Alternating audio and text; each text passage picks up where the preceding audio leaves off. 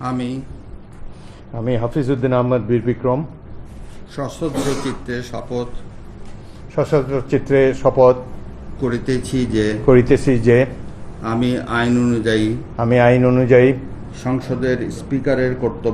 সংসদের স্পিকারের কর্তব্য এবং কখনো আহত হইলে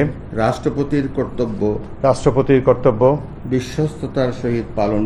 বিশ্বস্ততার সহিত পালন করিব।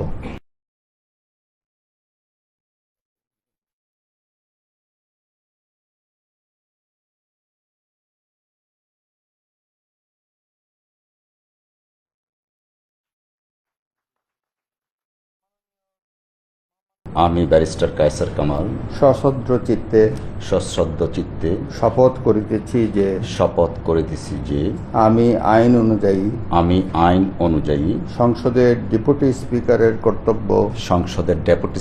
কর্তব্য এবং কখনো আহত হলে স্পিকারের কর্তব্য বিশ্বস্ততার সহিত পালন করিব।